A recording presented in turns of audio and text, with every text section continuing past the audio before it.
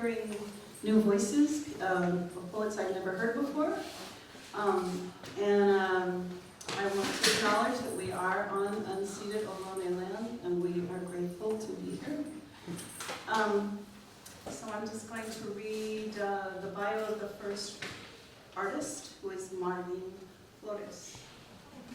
Marvin is a Chicano poet, teaching artist, and community organizer who won the 2024 Youth Speaks Bay Area Slam and went on to represent the Bay Area at the National Youth Slam in Washington, D.C.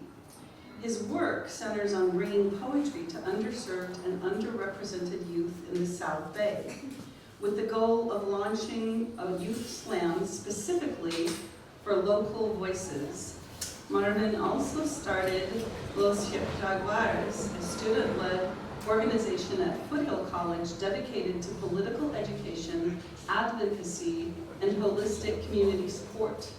Los Jaguares addresses the spiritual, physical, and mental well-being of Latino students by providing opportunities for students to become involved in their local communities. Marvin is also the first ever poet laureate of his college campus. What a great bio. Welcome, Marvin. The Mission area performing. I think the arts are amazing here and the energy.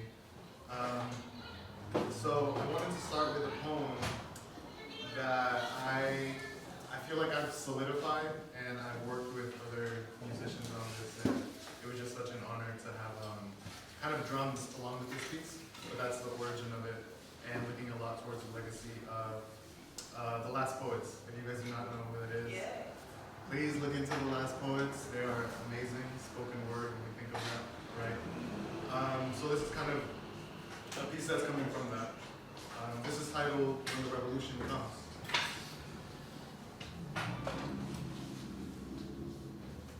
There's no war to be won when the revolution comes.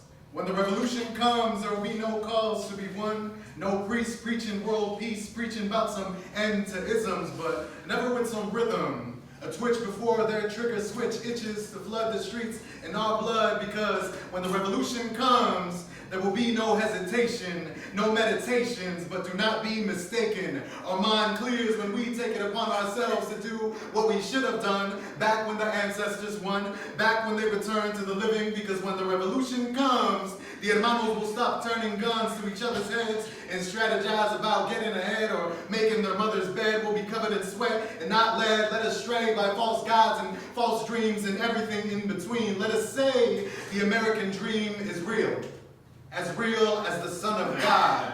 Let us pray God returns when we no longer need him, just to show him our credence, built with these broken hands on stolen land. Let us pray for the sons of God's deported, the Guadalupanas cuffed, angelitos zip-tied day in, day out. This Chicano does not forgive nor forget, because when the revolution comes, we'll need guns, or so the brothers say, but we'll need nothing but ourselves. All we've needed was time. We are time, hermano. We are so ahead of time. We understood God before they did their nations and pampas and bibs. We understood God before they did a nation under God's divisible, with liberty and justice for none. Certainly not the niños who die every day, who cry every day, who lie still every day. No justice when they ask who moves el sol, aire y luna. Tell them it is us, the creators of your God.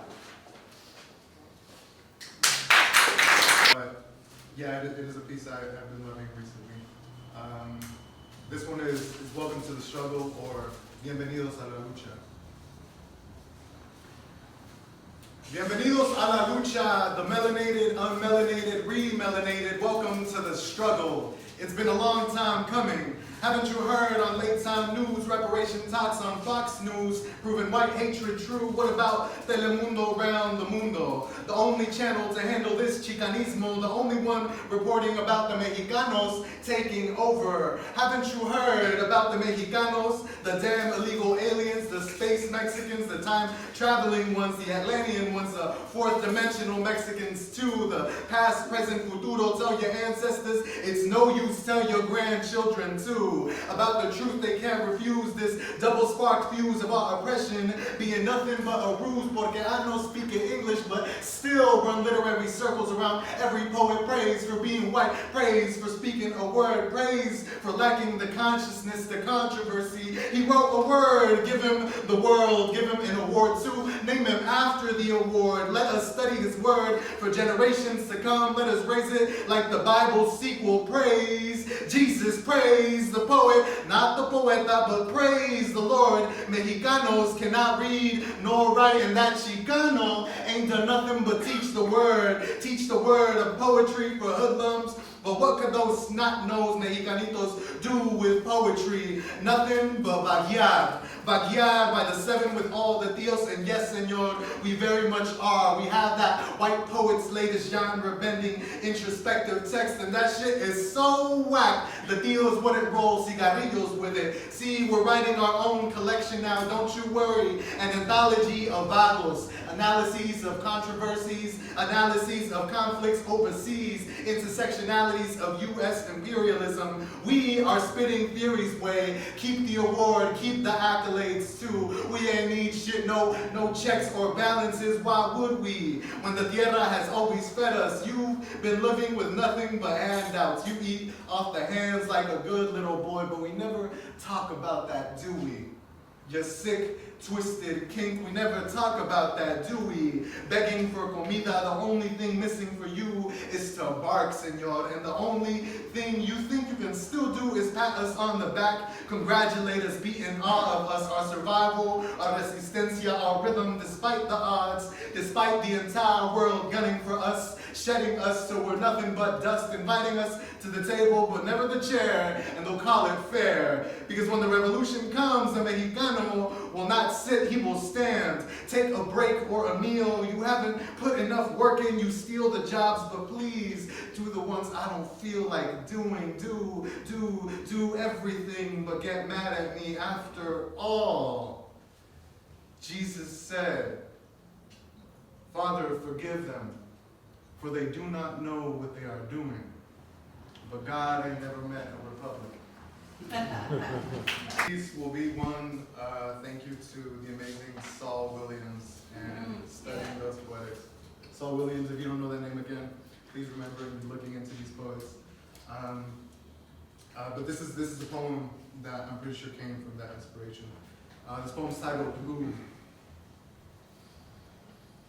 Who would have thought God came from the bodega on 5th Avenue? Who would have thought he came for me or was me or looked like me or born like me? Who would have thought God would make you hate God, deport God? Who would have thought he came from the corner lot of Story and King, the sevens on the Latham? Who would have thought my time would come?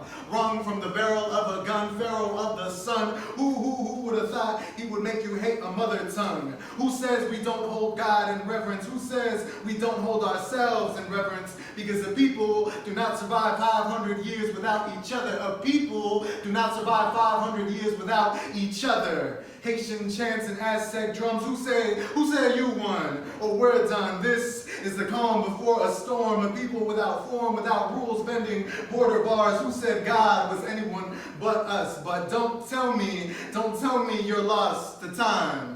Doing time, because you were killing time by killing each other. Don't tell me you're lost to time. Time and time again under autocratic pens of headlines and bylines signed by them, despite your friends saying you did not resist, you did not insist to be treated like this, to be taught like this, to be seen like this, or chose to exist. But resistance is why we exist. Survival is no choice, no pause when we aim, duck and weave, manifesting melanated spirit, please. Composure, please. You're the face of the revolution against the state's very missions of detentions, making pensions of crime ways. Let me pay for every Mexican sin since the days of future past, since birth, since death, since my mother's breath, asking for God and receiving me. I am the second coming. You are the second coming. Our blood has answered and it speaks your tongue.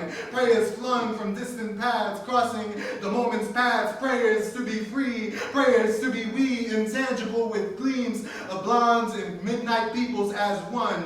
Lumumba, Dolores, Asada, Corky, Malcolm, and Zadua Hampton. Today, you will not fall. Tomorrow, you will not fall. Our time comes when we say it does. Our time comes when we say it does.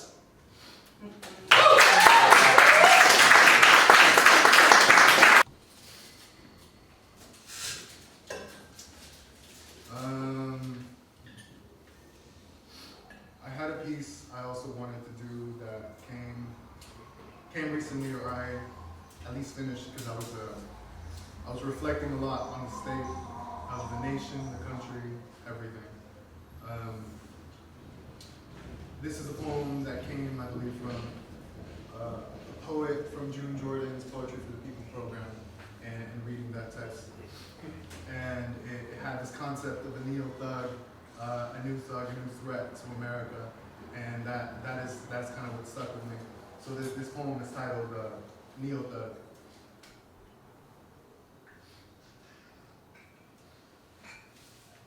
I am retribution, the punishment America gets when they heal too soon. A wound resurface, leaving scabs that cannot be picked. I am judge, juror, and executioner. Tomorrow's prayer and today's sin. I am espiritu that can never stay long. A country's dying breath and a newborn's cry. The final blow and a mother's touch. I am the neo-thug. Bred for resilience and strength from the womb of U.S. imperialism, the juxtaposition of mansions and barrios who takes your morning mail and finishes its puzzles, rummaging your nightstand, taking all your antiques and nightly reads, climbing silk sheets before escaping into sunrise, clocking into my shift at Home Depot street corners with Theos and scratchers scratching concrete, discussing texts of the Chicano movement. So understand this, I cannot leave. This may not be the only land I know, but it is the one I have studied, picked apart since grade school, since America's mask slipped. Everything I know is out to change systems. Send me out and I shall return with the strength of my people. Which do you prefer? Would you take my mother out because she will not mobilize El Pueblo? What is to say the mother of a revolutionary is not revolutionary herself? What is to say when the time comes I wouldn't burn these poems and do that tangible shit? Oh, I know what they do to boys of my moral views. I know it very well. Children of my hue who refuse to pay the state's dues because we ain't free, so we denounce the captor's beliefs, the shocking doctrine of turning the other cheek, making forgiveness a vice, convenient given who gave us that advice, keeping us docile and hopeful for some coming of Christ, losing our old gods was the ultimate price.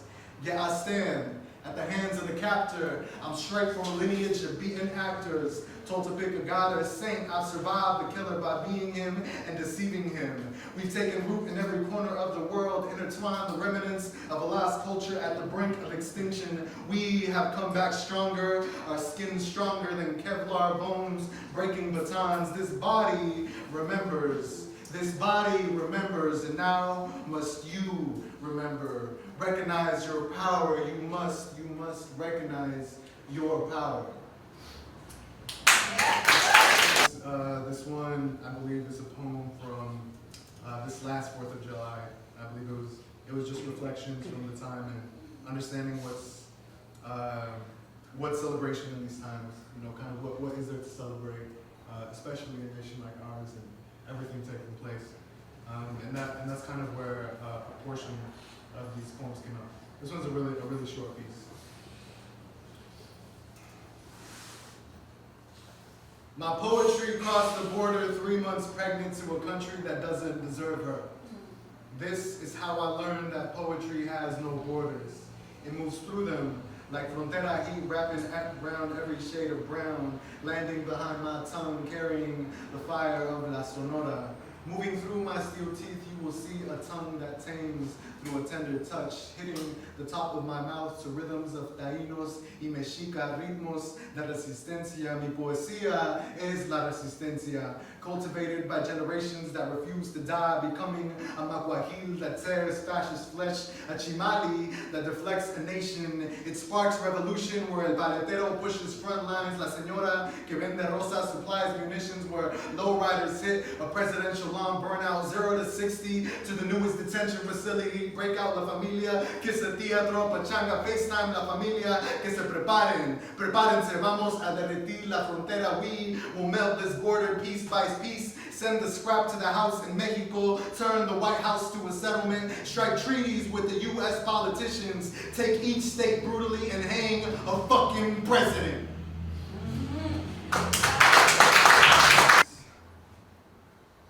Yeah, it's been one that I kind of had, and it came right after Renee Nicole Good, and when it came some more information about that day, I think for me it was really thinking about the poetry of her and her as a poet and what that meant for her to be the victim of the state in such a way, and kind of looking at poetics more deeply, and it's kind of honoring Renee Nicole Good in that way. So I titled this after Inez Smith's I think eulogy for Renee, and it was one of the lines was, "The role of us poets is to witness the world." When I saw your bio and read poet, I knew exactly what you were.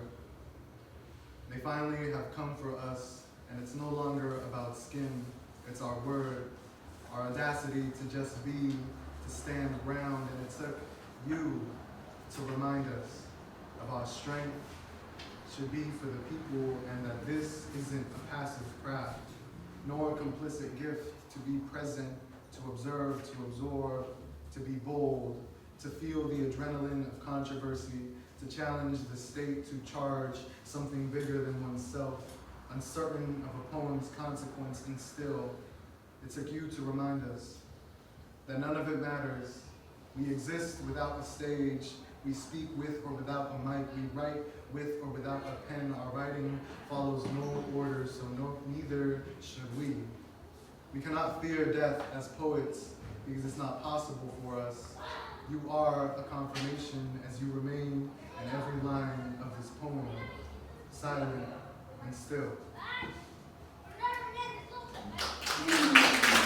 It's kind of a piece that has continued and continues to expand, and it's unfortunate the context of which it needs to be changing, and it's something that I don't think I'll be finishing anytime soon.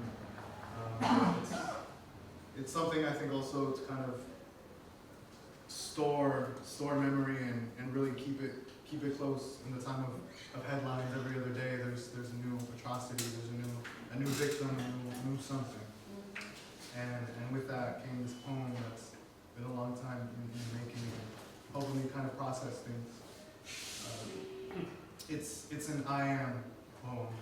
I am Gilmar Obrego Garcia, víctima del Estado, March 15th. I am Ulises Peña Lopez, brutalized by ICE 10 miles from me in front of a wife and daughter, February 21st. I am Manuel Vega Lopez, landscaper shot dead by employer, May 19th. I am Narcisco Barranco, father of 3 Marines, detained by 7 agents, pinned down by 4, beaten and sprayed June 21st. I am Isidro Perez, 76 years old, tortured in ICE custody, dead June 26th. I am Josue Castro Rivera, persecuted till he was struck on Highway I-264, October 23rd. I am Geraldo Lunas Campos, pinned down by agents, killed in detention January 3rd. I am Renee Nicole Good, mother, poet, she in cold blood by agent, doing what poets should always do. January 7th. I am Liam Conejo Ramos, 5 years old, kidnapped by agents on the way to school, holding nothing but books and pencils. January 20th. I am Alex Preddy, ICU nurse, helping woman before pepper spray, thrown down by agents, pinned down and pistol whipped, pinned down and pistol whipped, disarmed, shot 10 times, shot 10 times, shot 10 times, shot 10 times. January 24th. I am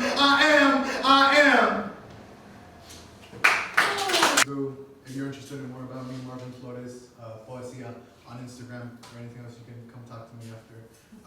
But thank you guys so much for the space. That was amazing. So powerful and so much truth. Thank you. I think it might help to breathe for a moment. It's so hard to take in what we have to take in every day now. So terrifying. But I thank you for speaking so eloquently about what is happening and what needs to happen.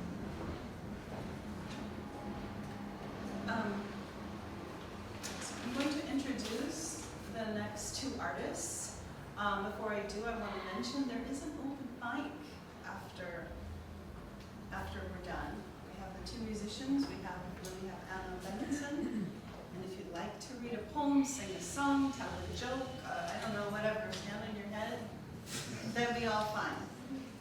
We'd be happy to watch you. Jazz San Francisco is the name of our next duo. It is guitarist Jackson Moran and clarinetist Nathaniel Vincent, who perform original compositions and jazz standards interpreted in the style of Django Reinhardt. Nathaniel Vincent is a multi-instrumentalist and improviser. His primary focus is clarinet, but he is also proficient in other instruments and enjoys experimenting with new sounds and ideas. Jackson Moran is a senior studying English literature at San Francisco State University. He is expected to graduate in December 2026. Jackson has also worked at the San Francisco Zoo and Gardens, where he gave educational lectures on zoology and biology and facilitated interactive activities for the public. Please welcome Jackson and Nathaniel.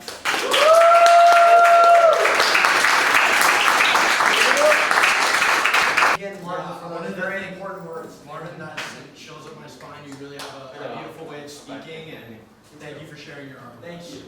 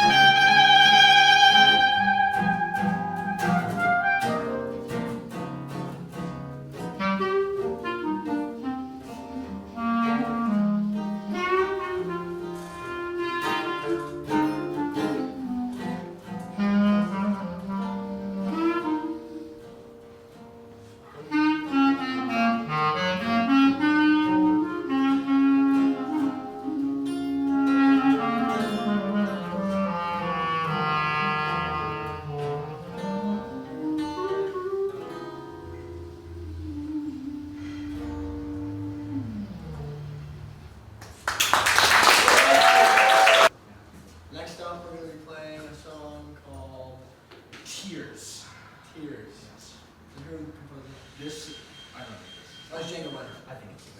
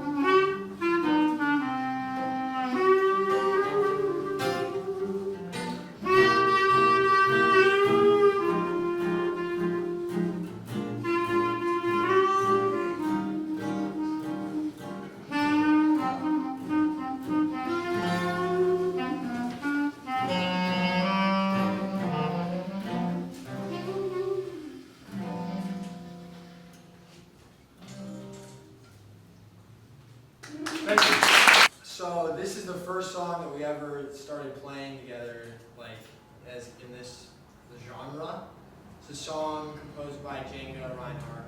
It's called Minor Swing, and it's one of our favorites. It's a great song.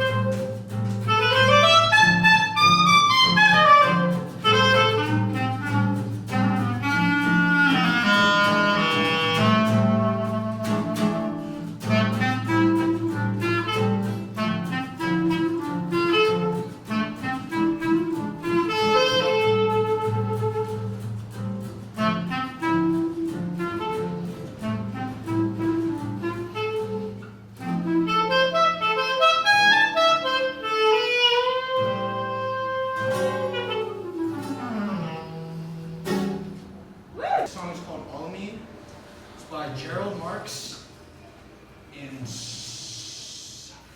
forgot who else it's by, but it's by Gerald Marx.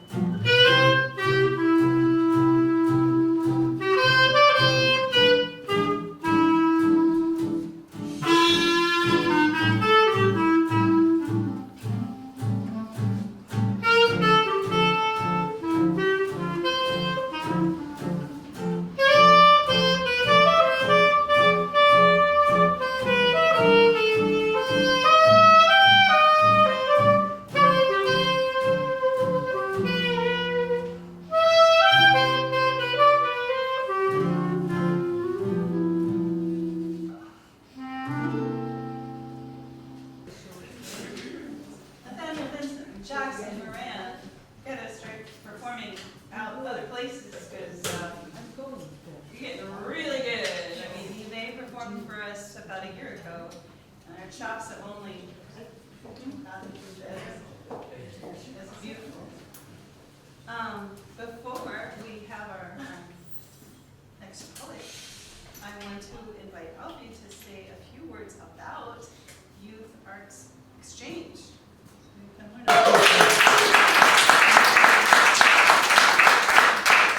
It's good that we have 3 people out, so we're all multitasking.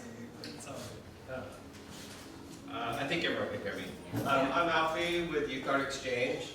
We're a multidisciplinary art after-school program that's free and been operating for about 25 years. We're based in the Mission and the OMI, that's Outer Mission, Ingleside, and the Excelsior. We do about 9 different disciplines: architecture, fashion, printmaking, music production, photography, illustration, dance, carnival.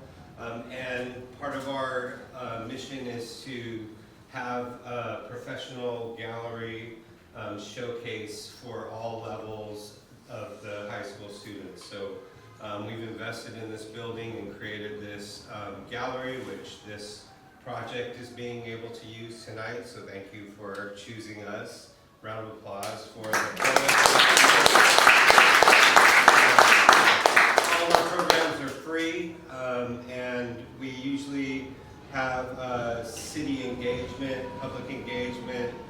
If we're building something, we're taking it into Carnival, or we're creating it and placing it in the neighborhood for public use. So our whole thing is to take artists that are presently working in their field at a high level, creating impact and placing them with high school students. And through those students and our youth advisory board, which is a secondary board of high school students, they help steer projects into fruition.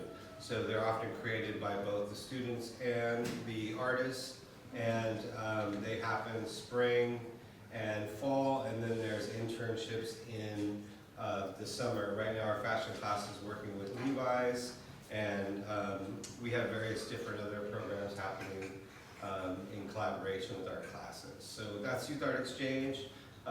All these spaces are for use by the community, so artists, poets, please, if you need a space, hit us up. Thank you for choosing Youth Art Exchange, and I'm going to get back to my other job. Thank you. What an amazing program. Really, really cool. And before you leave tonight, you should check out what's on the walls, because these are really gorgeous pieces. Assume we're all by students. So the last featured poet, before we have an open mic, you can still sign up for. Andrew has the sign-up sheet. Is Anna Bennetson. She is a multidisciplinary artist who develops her craft at the Youth Art Exchange. In addition to being a poet, Anna is also a singer, songwriter, musician, and photographer. She first joined Youth Art Exchange through the darkroom photography class in the spring of 2025, and believes it to be an amazing environment for her to grow as an artist and a person. Please welcome Anna Bennetson.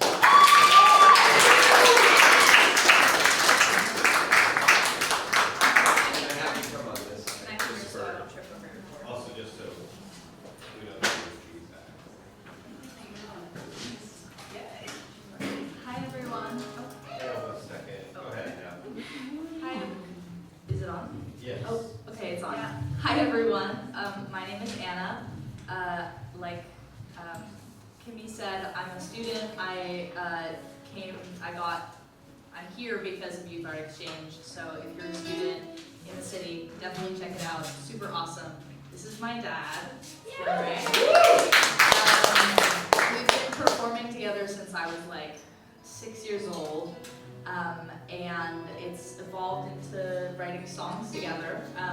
He's been a musician his whole life, and I've always really loved that about him and looked up to that kind of artistry that he has. He's a pretty phenomenal guitar player, even though I'm a little biased.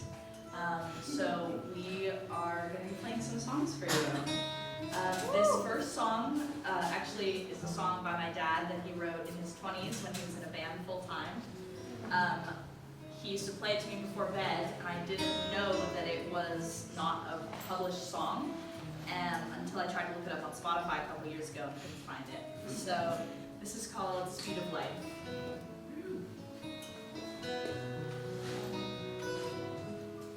Break the clock with my mind. I live only at the speed of light, changing quickly in new disguise. I need changes at the speed of light.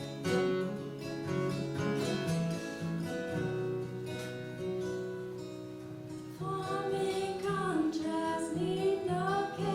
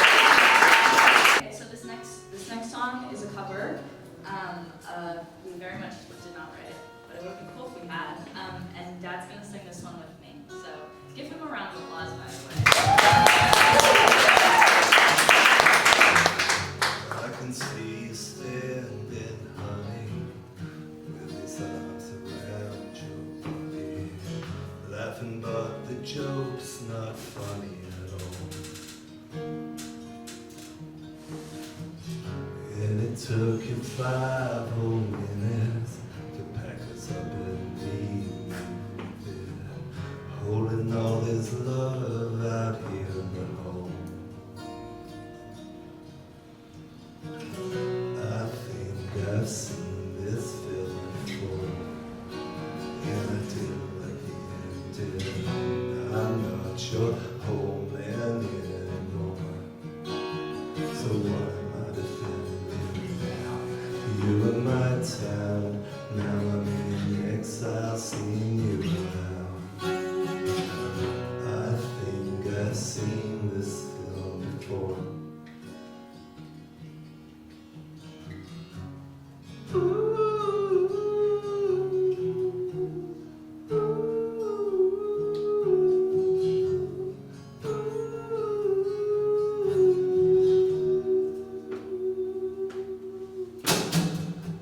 I can see you staring at me like it's just your understudy, like you're catching bubbles but you're second word and 100 chances, balancing on breaking edges. Those eyes add insult to injury. I think I've seen this film before, and I like the ending. I'm not your problem anymore. So who am I offending now? You are my town. Now I'm in exile, seeing you out. We've seen this film before, so I'm leaving out the side door. So step right out. There is no amount of crying out for all this time. We almost walked up everything like you didn't even hear me out. You never gave a warning sign. All this time, you never walked up everything like you didn't even hear me out. You never gave a warning sign.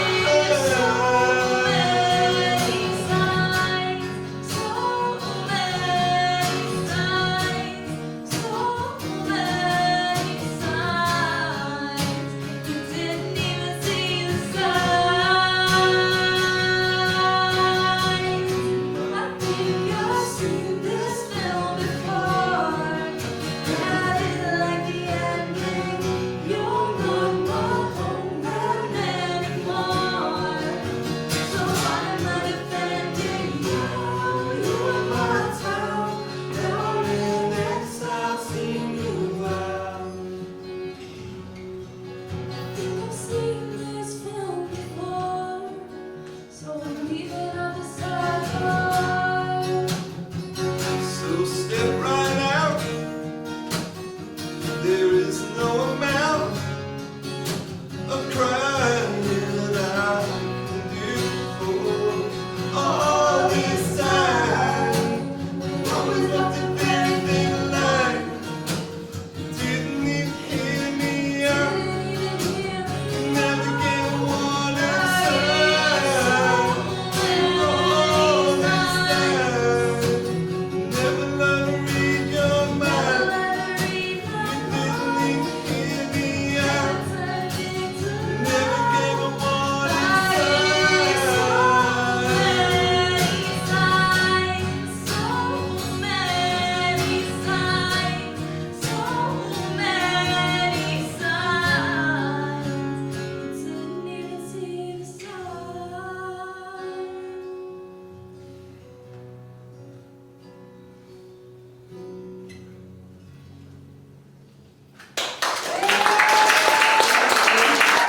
Okay, so this last song we're gonna play is one that I wrote. It was the first good song I ever wrote. We wrote it together just like about a year ago now, and it's I wrote it at a pretty difficult time, I'd say, emotionally for me.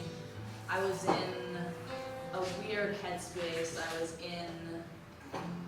I couldn't really see like what I wanted in the present moment, and what was good for me in the present moment. And in times like that, I always resort to just delusions about the future. So I think that's kind of what this song is about a person who's maybe not right for your current moment, but could have been right for another moment if you met them then. So this is Looking Glass. In another life we meet. I'm 25, you're 26. You have a sparkle in your eyes. A smile touches your lips. We meet at a cafe on a sunny street corner. My number written on your card. A laugh, a passing brush. I can see his smile through the looking glass. Another life, miles away. I can see his smile through the looking glass. Where you and I make it through.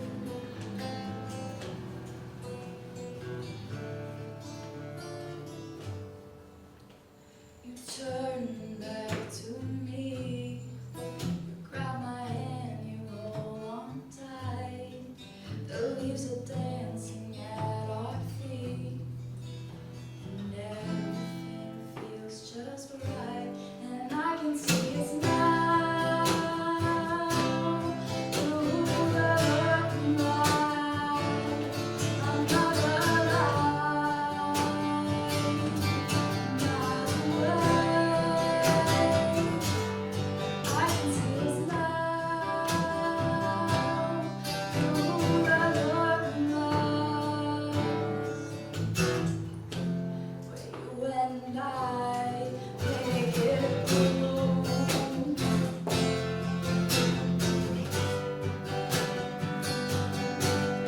You surprise me with flowers, you kiss me in the street, you take me out under the stars, and you pull me in. I see a future forever through her looking glass. Just because you love me doesn't mean this life is ours to have. I can see a smile through the looking glass. Another life, miles away. I can see a smile through the looking glass. You and I make it through.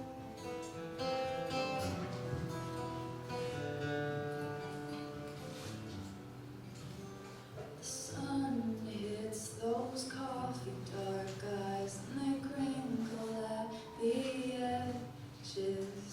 Your heart isn't heavy. We don't have to hide.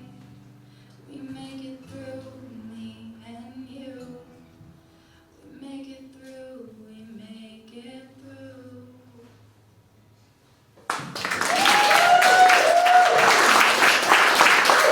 So wonderful. Anna and Dad, I guess, I don't know the names. The badge of honor. Thank you. It was beautiful. I love hearing people express themselves with their heart and their soul, and I really appreciate it. I wanted to mention that there's a donation box if you're able to spare some money. The money will be split between Youth Art Exchange and Mutually Assured Productions, I guess we're called. The Last San Supper Party. Okay, the Last Supper Party. Yeah. 2 people signed up to read a poem or something. Is there anyone else besides Brian and Anais? No? Are we taking a little break in between? No. I don't think so, because there's only 2 signed up, and I'm going to read a poem because I want to.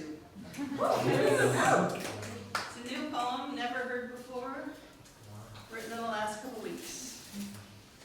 It's called America on the Hunger Moon. After siphoning our breath, you writhed in disgust and spat us out to fortify your cancerous rivers of swollen bodies, murderous ties. Smiling, sycophantic skeletons carry what you believe to be precious, but is dank and decaying, corpses that still sing of your promises and curse your betrayal. The fruit has fallen and is rotting on the ground, but feeding the soil you solely regard as something to alchemize into gold. In the abyss, a startled reckoning, murders of crows lie in wait for the sky to crack open at the strike of the hunger moon. And rain an eternity of copal and sage, sequestering stars beneath their tongues, they cock their ears to winding clogs, echoing cries, screams, curses, and declarations of defiance, and gather in battalions to transmogrify devastation into reclamation. Though the wind is howling, and snow covers great swaths of the nation, branches snapping from the weight of ice, we look to the hunger moon, who dwells in the light of the sun, when we are in darkness, who has witnessed all suffering, whose screams continue, who would speak. You are the glimmer in the eye of beauty that holds the fulcrum of all that ever was. If you will sing the litanies of exhumation, of revelation, to them who wish to slay the prophecies of the Illuminati, sing with bone, blood, and marrow. Sing to annihilate annihilation.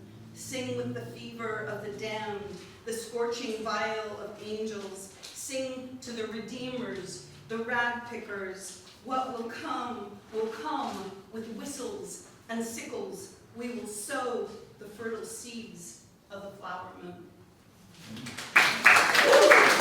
So I'm kind of new to poetry. I've always enjoyed it, but basically in the last year I started doing open mics, so this is another opportunity for me to share my heart, because my poetry is heart poetry.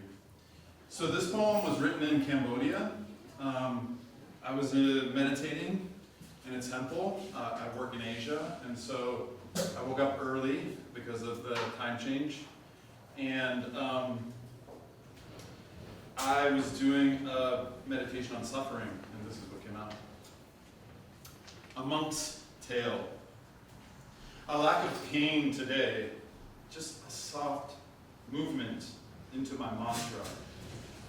Love, freedom, openness, clarity. The shapes of a love song to all that is. Seated in my chair, watching the world move at its own pace. I have lived a full life, one with great suffering, walking from village to village, asking for alms, everything I know in ruins. No more family, nothing familiar except awareness. I've always worn an ochre robe, at least as long as I can remember. My family loved me and offered me to the Buddha. Out of duty, and then only I survived the red storm of violence because of my robe. I stood for peace, and people knew my name. They came to me with their prayers, offering up their hopes and dreams, desperate for something else. I listened. In depth to their grief, and in turn learned about compassion for them and myself.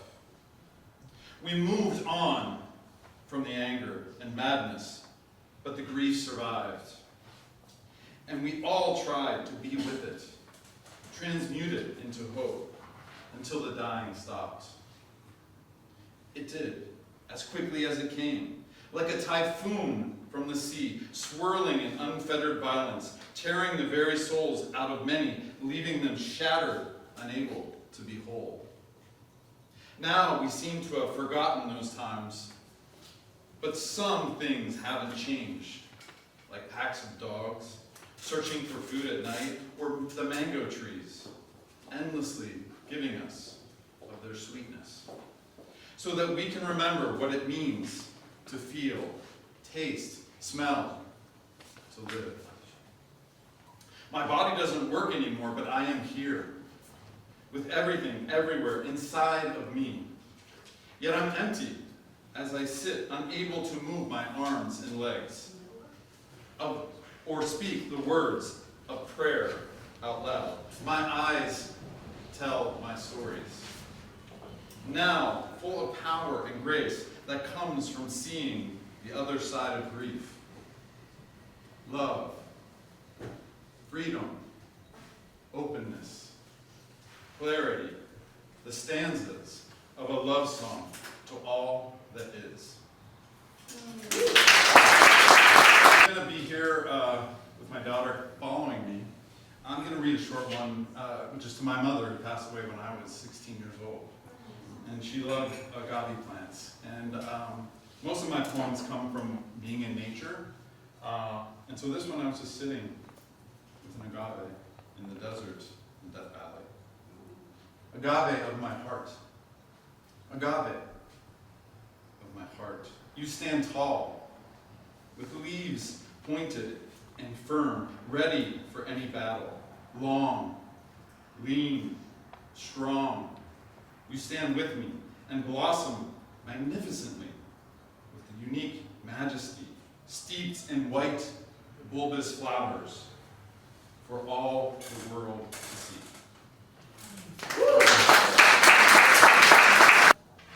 Three more people. Oh, great. Yeah. We have Anais Litan Williams. My name's Anais, and I've never really shared this poem with the public. I'm a senior in high school, and I honestly hate my senior year, and I kind of wrote about it on paper, so this is it. Yeah. Sorry, I'm so nervous. Oh my god.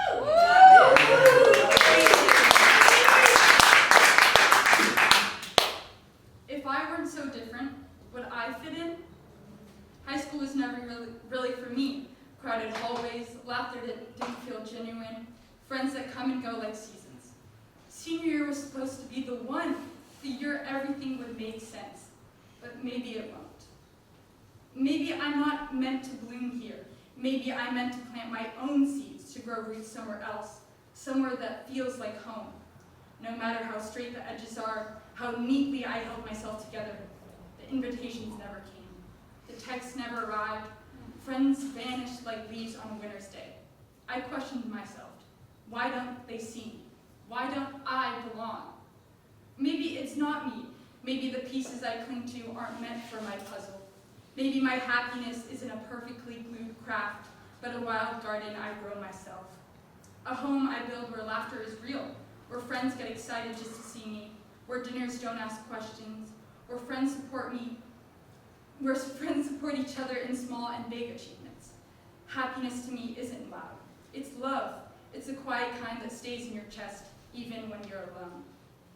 People try to fix me, to smooth the cracks with soft words and promises that sound like a key that has found where it belongs. But maybe I'm not broken. Maybe I'm just learning how to hold myself together. It's okay to carry scars, to let your heart show the proof of your story. Maybe the pieces just need the right hands, the right people, the ones who hug you for an eternity. I'll keep planting my seeds, keep growing the pieces I can reach, and letting the rest fall where they may. Because one day, it won't be about fixing or matching perfection. It'll be love. It'll be sitting at tables with seats that await me, with people who value their time just as much as they value me. I'll keep writing letters, expressing my love, baking cookies that taste like warmth, hosting dinner parties where everyone feels like a little kid again. Some people will be main characters in my stories, others will be extras, and that will be enough for all of us. And all our love will be the joy of sharing meals, words, and moments. It will be the laughter spilling over the table, the quiet smiles across a crowded room, and knowing that I'm enough, and they are too. I'm fixing myself, not to be loved, but because being me is a gift I can give the world. And in that love, quiet, happy, and bold, people will come, and maybe they'll stay. And you are a gift, clearly. Noah.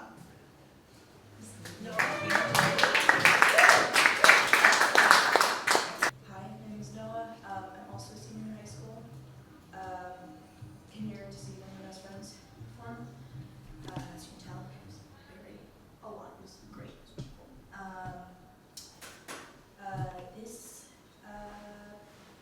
I don't really know what to call my art. I do a lot of different kinds of art, but this in particular is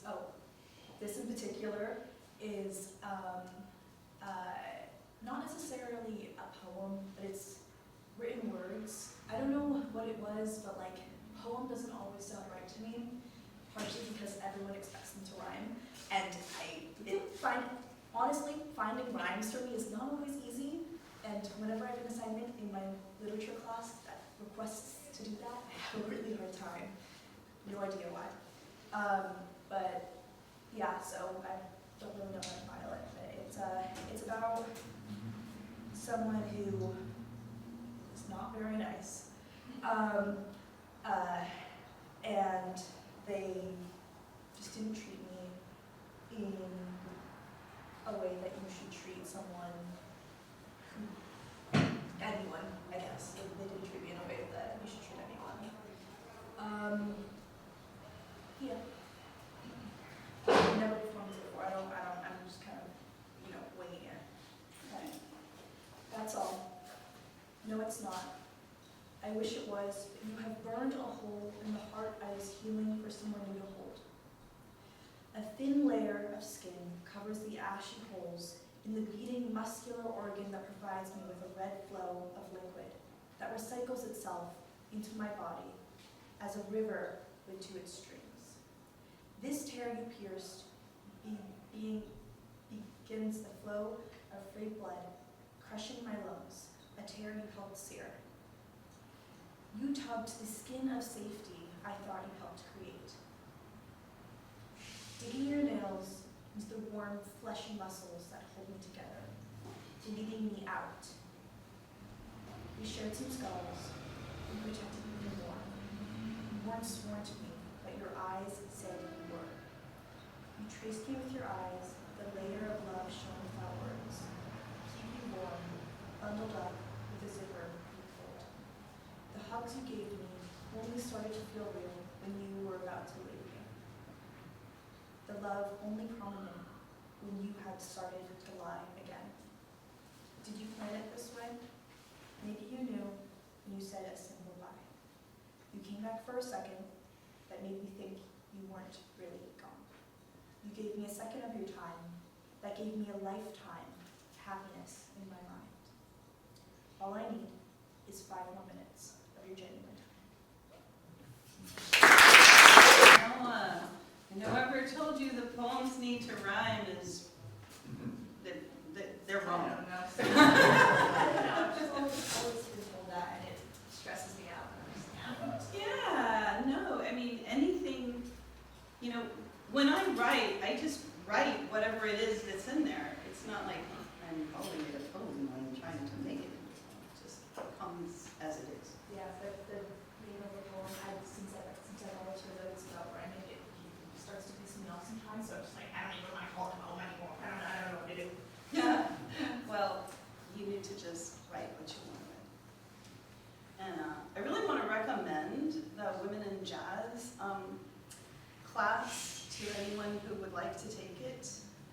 both, male and female, binary, non-binary, whatever, because Dee Spencer is amazing, and they did an incredible show at the Jazz, what's it called, the Jazz? Well, downtown, the Jazz, beautiful. SF Jazz. SF Jazz. It's culminating. So we have one more person. I'm not quite sure what he's going to do. Jackson Moran. Oh, Jackson Moran is coming back. He's coming back. I'm going to play you guys a song that I wrote. I'd just like to preface this by saying that I really don't consider myself an artist. More singer, songwriter, movement, idea. So this is a song I wrote in that vein, singer, songwriter, movement, idea. This is a song I wrote a while ago. My girlfriend wasn't texting me back. And to add to that, I'd had this dream recently. You know, the night before, I had this dream that I was in this great log cabin, and the stars were brilliant. And we were building a fire. I was building a fire. And an old man was crawling through the window. But it was okay. And that was the strength part of the dream, that it was okay for him to be crawling through. So all of that together sort of, you know, was the genesis for this. So I'm just gonna give it a go now. Hope it feels like a dream.